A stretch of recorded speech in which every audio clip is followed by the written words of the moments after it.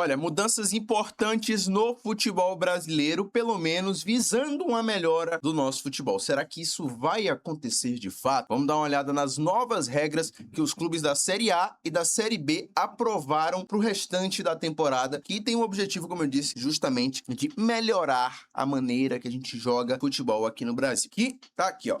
Clubes da Série A aprovam novas regras para antijogo e cera, que é um problema crônico no futebol brasileiro, antijogo e cera, tá? Eu vou dar mais minha opinião ao decorrer da nossa análise, ao decorrer da gente ler a matéria aqui juntos. Eu já li, mas a gente vai aqui entendendo um pouco mais e explicando para vocês juntos. Então vamos embora. Ó, as regras valem imediatamente, já tá aqui na segunda linha, ó, e tentam aumentar o tempo de bola rolando. Entre as novidades estão a Lei Vini Júnior e a retirada de um jogador de linha em caso do atendimento ao goleiro. Aqui tem alguns exemplos de Copa do Mundo que o GE colocou. Vamos lá. Em reunião realizada nesta tarde de segunda-feira de ontem, em um hotel no Rio de Janeiro, será que foi o Copacabana Palace, chat? Que a CBF gosta de torrar dinheiro, hein? Os 20 clubes da... Não, os clubes da Série A e da Série B, os 40 clubes, aprovaram um conjunto de regras para se combater a cera. As mudanças estrearão já na próxima rodada, a rodada 23ª dos dois campeonatos. A maioria das regras foi testada na última Copa do Mundo e trata justamente de coibir o antijogo para aumentar o tempo de bola rolando. O chamado Protocolo Vini Júnior, um disclaimer, eu acho isso sensacional, o poder e influência de um jogador ter criado uma lei, mesmo que seja uma situação triste, é muito importante e marcante para a história do futebol. Eu espero que mais ligas que não adotaram esse sistema, essa regra, comecem a adotar. E o Brasil, por ser o país do Vini, tinha a obrigação moral de adotar, porque é uma regra que faz muito sentido. É parecido, inclusive, com a câmera em policiais, né? Vamos fazer esse paralelo com a vida? Se você é um policial tranquilo, você não fica com medo de ter uma câmera no seu peito, né? Agora, se você for um policial otário, aí você já começa a questionar a câmera. Mesma coisa do jogador. Se você for um jogador que não vai falar besteira, não precisa ter medo de tampar a boca não, meu amigo. Você pode xingar os caras. Será que você só consegue xingar alguém se você botar a mão na boca? É isso? Você não tem argumentos, não? Ah, Cássio, mas aí vai impedir o jogador de explodir contra o outro jogador, essa Levine Júnior, blá, blá, blá. Vamos falar um pouco disso mais pra frente, tá? Vamos se concentrar aqui nas primeiras palavras escritas nessa linda matéria aqui. Vamos lá. A regra trata de punir com cartão vermelho o jogador que cobrir boca em discussões com adversários. Outra novidade é a retirada de um jogador de linha por minuto quando o goleiro da mesma equipe solicitar atendimento médico. Isso aqui não foi nem adotado na Copa, né? Então, é uma regra quase que exclusiva do Campeonato Brasileiro. Outros campeonatos vão utilizar, como na Inglaterra e na Espanha. Vamos ver como é que vai ser, porque ela tem a seguinte proposta, né? A seguinte regra, em que a gente vai ler agora. O Departamento da Arbitragem da CBF quer coibir a cera por suposta lesão no goleiro. Esse é o objetivo. E tá entendendo que a pausa acaba servindo para treinadores passarem instruções aos atletas. Isso acontece. Toda vez que o goleiro sai, é o momento ali do treinador falar com seus capitães. Além de retardar a volta da partida, isso sempre acontece. E aí entra os detalhes dessa regra, né? Que eu queria trazer para vocês. O jogador que sai de campo, há duas possibilidades. O treinador indica rapidamente, né? Já está pré-indicado, em 10 segundos, ó, sai fulano, sai Beltrano. Ou o capitão, que for o capitão da equipe, sai direto de campo, assim que o departamento médico entrar para o atendimento. Caso o goleiro seja capitão, sai um jogador previamente sorteado.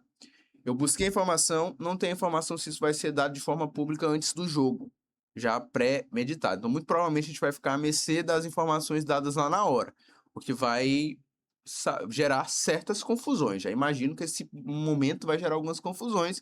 Espero que não, mas muito provavelmente vai falar, não foi esse, é o outro.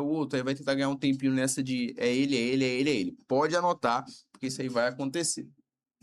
A CBF apresentou um estudo comparando o tempo de bola rolando nas principais ligas do mundo e no Brasil. Isso aqui é muito importante, vamos dar uma olhada nisso.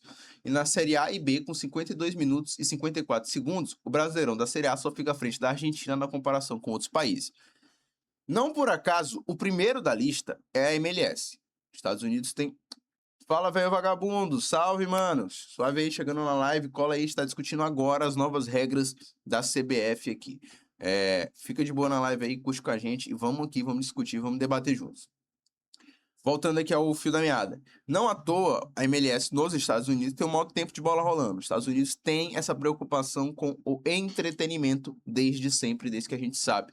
Em todos os esportes eles fazem por isso. Pelo menos isso eles conseguem fazer bem, né? No futebol não seria diferente. A Bundesliga, aí vem a Ligue 1, Premier League, La Liga e Série A. E aí vem o Brasileirão da Série A. Série A, no que eu digo aí, de Série A italiana. Olha a diferença do Brasileirão para a MLS. A MLS são 5 minutos a mais do que o Campeonato Brasileiro. 4 minutos e uns quebradinhos. Então vamos dar uma olhada aqui. A diferença é essa. E aí, a CBF estabeleceu uma meta. A partir disso, a CBF estabeleceu uma meta que considera realista, até chegar a 57 minutos na soma da aplicação de todas essas regras, que já a gente vai trazer mais detalhes. Mas outro fator importante dependerá da conduta da arbitragem e dos jogadores. Eu adiciono aqui também a conduta de nós, torcedores e imprensa também. Porque se a gente não tiver o entendimento total e o apoio aos árbitros nas decisões deles, a gente vai ter um jogo cada vez mais travado. Porque a gente vai botar pressão aqui fora e os árbitros vão peidar na farofa, porque é isso que eles fazem historicamente, tá? Eles peidam na farofa por conta da pressão do estádio. E aí acabam enrolando e travando muito o jogo. E a gente não quer isso, que é um jogo mais fluido, né? Eu gosto de um entretenimento. Apesar de eu amar meu time, eu sempre quero ver um jogo legal, porque eu não quero perder 2 horas da minha vida assistindo nada. É um saco quando você vai assistir um jogo e nada acontece, porque os caras só sabem se bater e parar o jogo. Mas enfim.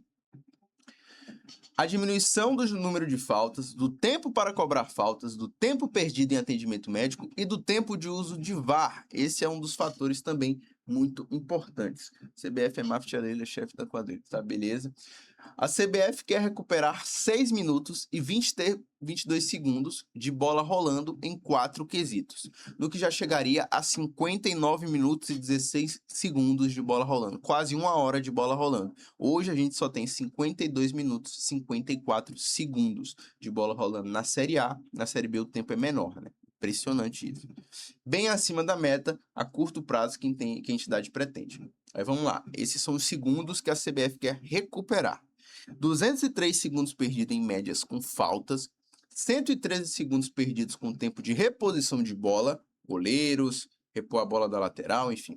50 segundos com tempo de atendimento médico e 16 segundos em tempo de uso de VAR. Ou seja, tudo tem que ser diminuído e tem que ser recuperado para que a gente tenha, no mínimo, vamos botar aí que no mínimo a CBF vai querer 57 minutos, no máximo 59. E aí vamos dar uma olhada no resumo das novas regras e a partir disso a gente começa a debater. Quando o árbitro, 5 segundos para cobrar o lateral. Vamos lá, primeiro.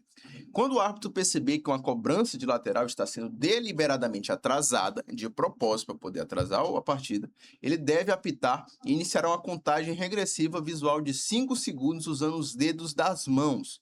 A punição: se o tempo de se esgotar e o arremesso não for executado, a posse da bola passa para o adversário, que passará a ter o direito de fazer a cobrança.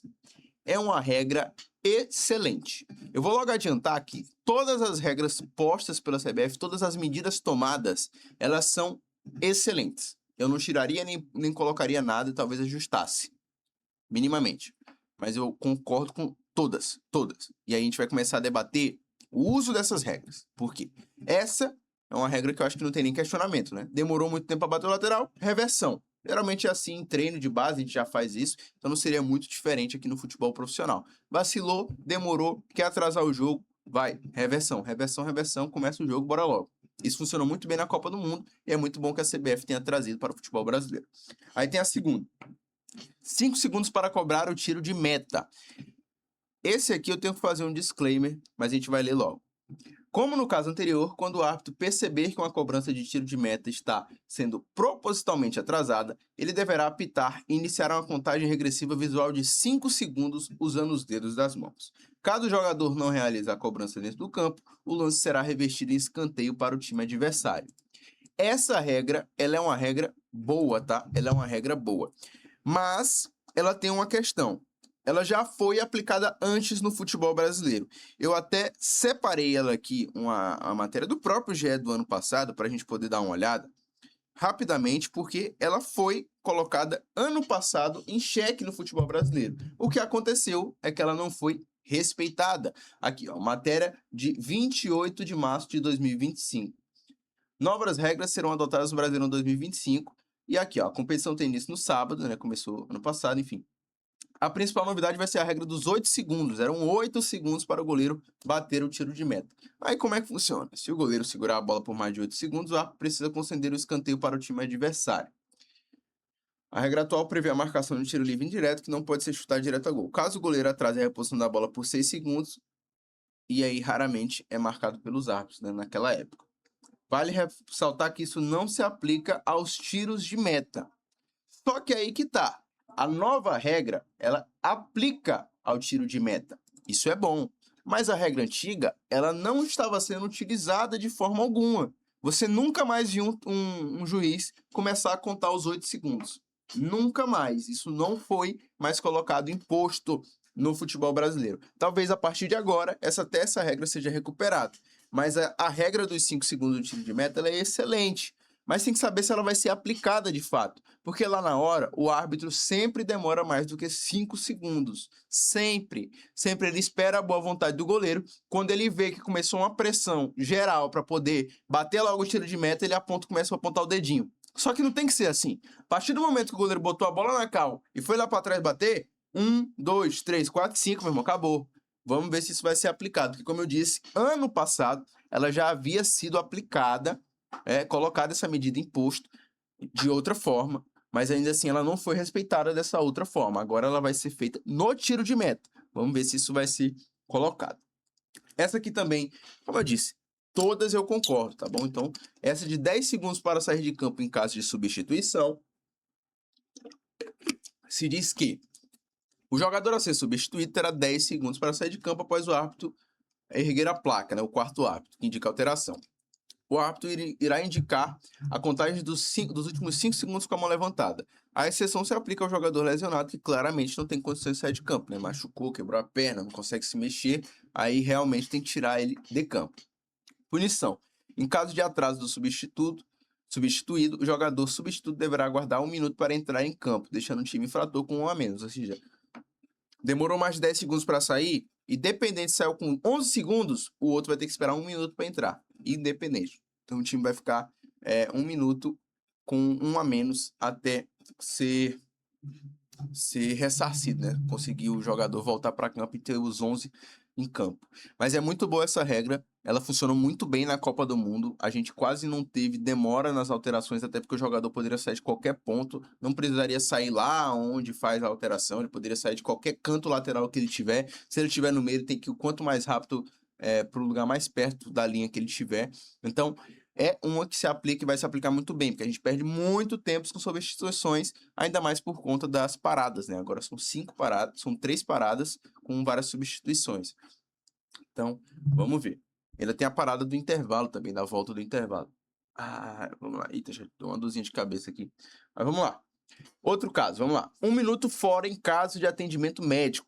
Anteriormente, jogadores que saíam de campo para receber o atendimento médico aguardavam apenas a autorização do juiz para voltar ao jogo. Muitas vezes isso era usado como um artifício para fazer cera. Agora será necessário aguardar pelo menos 60 segundos para voltar ao campo, deixando o time com 1 a menos durante esse tempo. Essa aqui, ela é boa. Ela é boa, tá? Mas ela tem uma questãozinha, né? Será necessário aguardar 60 segundos para voltar ao campo, deixando o time com 1 a menos. Ela era usada, pelo que eu já estava descrevendo, e pelo que foi a justificativa dos times e da arbitragem, que os jogadores eles saíam de campo para receber o atendimento médico e aguardavam apenas a autorização do juiz para voltar ao jogo. Só que nesse tempo era usado como cera, porque o tempo que o árbitro demorava para autorizar a volta do campo, o time começava a fazer cera. Começava a parar o jogo para poder o cara voltar logo, né? Então, ele vai ter que esperar 60 segundos para voltar ao campo, deixando o time com 1 a menos. Essa vai ser a visão agora, tá? Então, a autorização do juiz, mas os 60 segundos, entendeu? 60 segundos, pelo menos isso, e aí ele volta a partir dos 60 segundos. Caso o jogador seja um goleiro, sai um jogador de linha. E aí é complicado pro time, né? Porque vai ter o goleiro sendo atendido e um jogador de linha fora. Tem essa questão também. Lei Vini Júnior. Essa aqui eu acho crucial para melhorar muito das coisas do futebol brasileiro, mas vamos lá. O jogador suplente ou jogador substituído é expulso se cobrir a boca ao se comunicar com um adversário de maneira provocativa, depreciativa ou inflamatória. Simples, gente. Cobriu a boca, falou besteira pro adversário, é vermelho. Falou besteira pro adversário aqui, ó, é vermelho. Se o árbitro interpretar que foi uma forma de ofender com a boca fechada. Ah, Cássio, mas aí pode ser que os caras tentem passar a perna no árbitro, falando que foi algo depreciativo. Com certeza isso pode acontecer. Mas quando isso aconteceu na final da Copa, com o Messi contra o Cucurella, o árbitro tomou a decisão correta e não foi na do Messi. Então, é muito importante que o jogador que fechar a boca entenda que é melhor ele não fazer isso, pô. Não faça, não dê a brecha por outro adversário. Porque você, que é um cara de boa fé, que não vai fazer nenhum movimento ruim, não vai falar nada, nenhuma besteira, não tem pra que você tampar a boca, irmão. Não tem pra que você tampar a boca. Não tem. Então fala na boa, pô. Xinga o cara mesmo. E é isso. Só vai se incomodar com essa lei Vini Júnior quem for preconceituoso. Quem não consegue xingar o outro sem ser preconceituoso. Que tem que tampar a boca para poder proferir uma ofensa. Se eu tiver que tampar a boca para mandar o cara ir lá para aquele lugar, eu sou um imbecil, né? Porque eu sei que eu não posso fazer isso. Aí eu vou tampar só para mandar o cara ir lá para aquele lugar. Agora, se eu tampei para ser racista, aí eu tenho que me lascar. Tá entendendo? Então, o cara que quer mandar o outro ir pra merda, vai, ele tem que mandar com a boca aberta, pô. Tem nada a perder.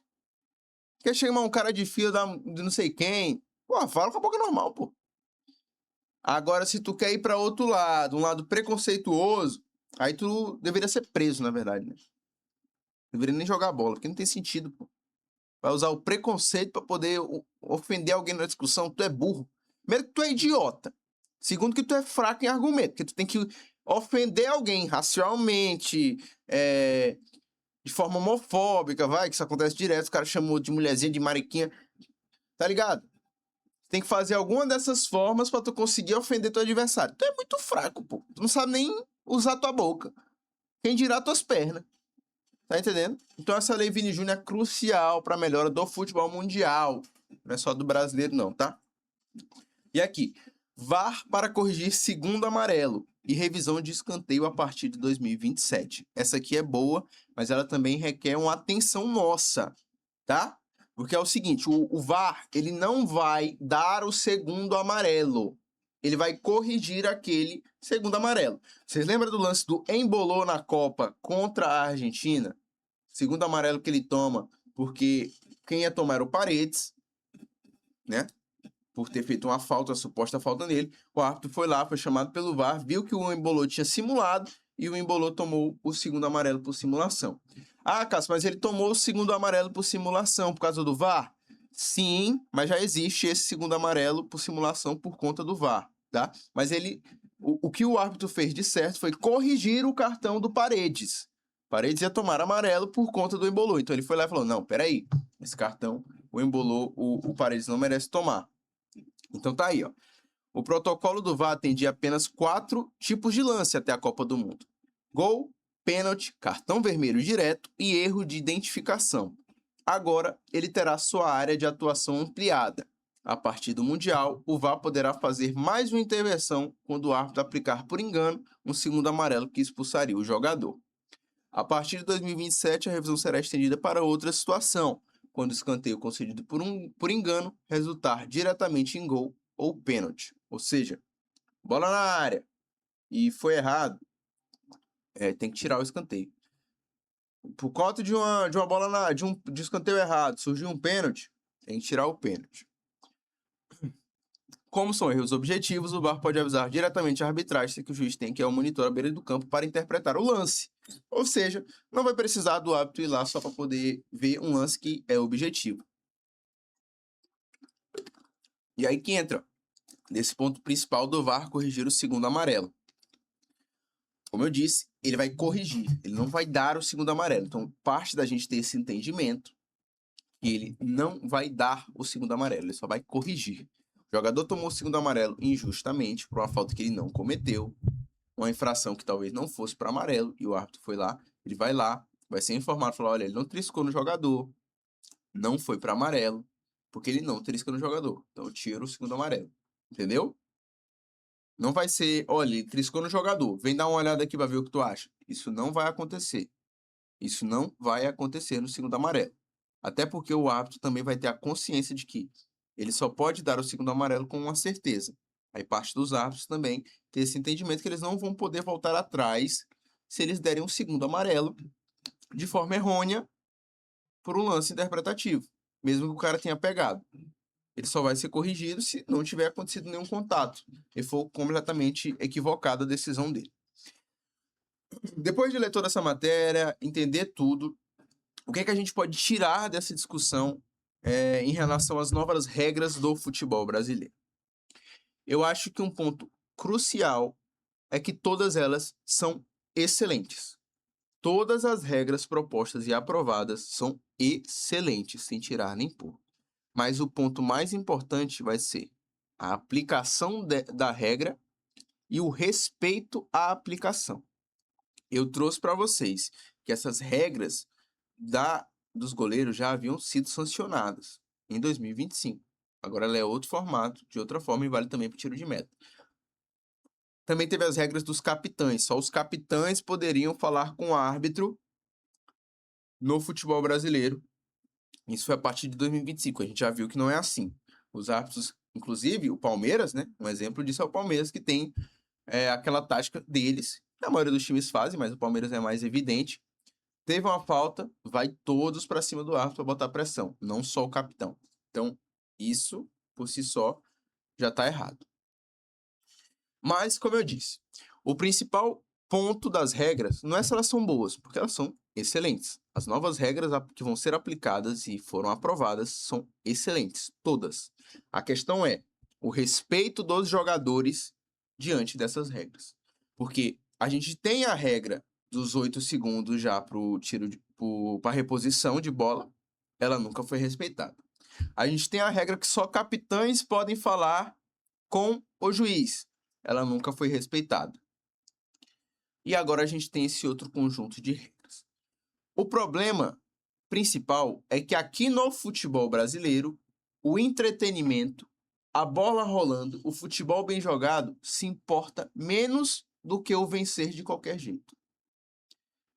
Parte desse pressuposto que no futebol sul-americano, nas bases e em todo lugar, eu sei que eu joguei em base, joguei futebol, você é ensinado a cair por qualquer falta, por qualquer toque.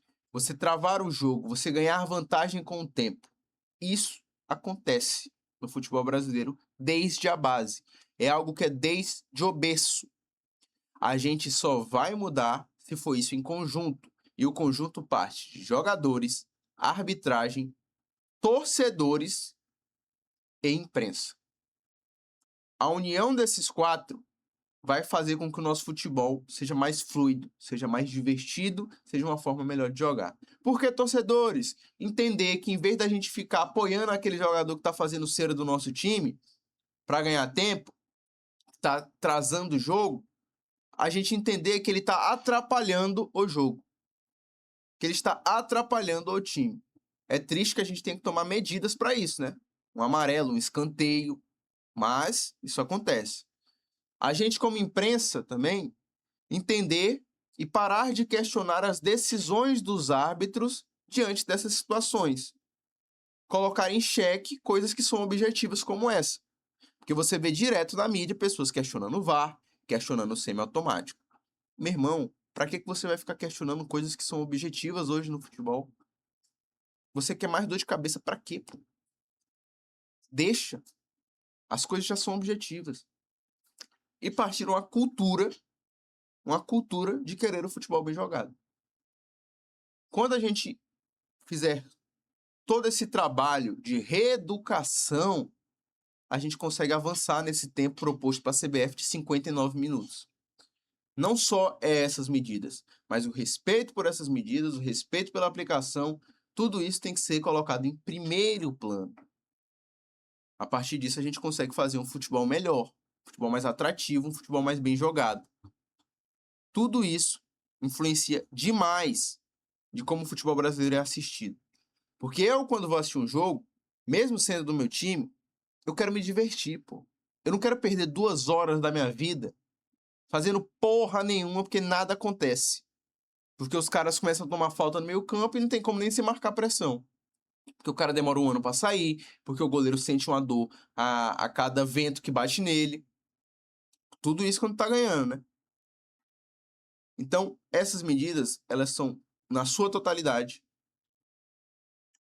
de forma certeiras. Todas elas são certas. Agora, como isso vai ser aplicado, como isso vai ser respeitado, é outro caminho. Bom dia. Pelo que vejo, os jogadores ainda irão questionar a arbitragem. Vamos aguardar os acontecimentos. Mas eu não tenho dúvida, Francisco, que isso vai acontecer. Eu não tenho dúvida. Isso sempre acontece, é uma questão de pressão, mas aí a gente tem que criar uma cultura de querer tratar o futebol como ele é, como um esporte, como um entretenimento, como uma forma competitiva de se divertir. O futebol, antes de tudo, ele é para ser divertido. Antes de tudo, ele é para divertir, para que eu, você, para quem esteja jogando, não perca 2 horas da sua vida vendo um jogo travado, um jogo truncado, um jogo feio. Então, todas essas medidas são excelentes para a melhora do futebol brasileiro. Mas vamos ver se os jogadores vão respeitar. Vamos ver se isso também vai ser aplicado de forma igualitária para todos os clubes. Que é um ponto muito importante também dessas novas regras da Série A e da Série B, que vão ser aplicadas a partir de agora, é se vai ser aplicada tanto para Palmeiras e Flamengo, quanto para Vitória. Vocês entendem? Porque aplicar contra os menores todas essas regras é muito fácil. Mas e aplicar contra os maiores? Porque, como eu disse, já temos a regra dos capitães, só poderem os capitães falarem com o árbitro em decisões da arbitragem. Isso não é respeitado. Palmeiras, Flamengo, todo mundo chega em cima com um bolo de jogadores e o capitão. E eu nunca vi o árbitro dar cartão para todo mundo que está em volta. Isso nunca aconteceu. Nunca. E essa regra está posta. Isso nunca foi respeitado pelos próprios árbitros. A regra do goleiro, repor a bola com 8 segundos, contagem do árbitro. Quantas vezes isso não foi mais feito? Quantas vezes vocês viram isso de novo? Começar a contar de 1 até 8. Nunca mais eu vi isso em nenhum jogo. Há um tempo atrás, o Léo Jardim, do Vasco, Leonardo Jardim, foi expulso porque estava simulando, fazendo cera, né? Isso aconteceu mais alguma vez? Vocês lembram de outra vez? Não acontece, cara. E acontece todo jogo, essa cera. Agora tem que saber se essas regras novas vão ser aplicadas. A recomendação é que sejam. E aí parte, como eu disse, dos nossos jogadores, da gente como torcedor e da gente como imprensa também, respeitar essa regra e se unirmos em prol do jogo bonito, do entretenimento, do bom esporte. Porque tudo isso que vai fazer diferença no final. Eu não quero sentar na minha TV, lá ele, na verdade, eu não quero sentar no meu sofá, ligar a minha TV, passar 2 horas vendo um jogo que nada acontece. Porque eu perco 2 horas da minha vida em um jogo de merda. Eu quero me divertir. Eu liguei a TV por entretenimento, para torcer, mas para me entreter, para ver um lance bonito, para ver o jogo acontecer. Isso só vai acontecer se ela for aplicada de forma rigorosa, porque os jogadores brasileiros não vão mudar a cultura enquanto isso não for aplicado de forma rigorosa, enquanto eles não entenderem que se eles não cumprirem, eles vão ser prejudicados. Isso tem que ser aplicado de forma rigorosa. Essa é a minha opinião. Qual é a sua? Deixe os comentários, se inscreva no canal e deixe seu like. É uma discussão muito, muito interessante que a gente pode debater a partir disso, né, de arbitragem. Vamos ver se isso vai melhorar ou não o futebol brasileiro.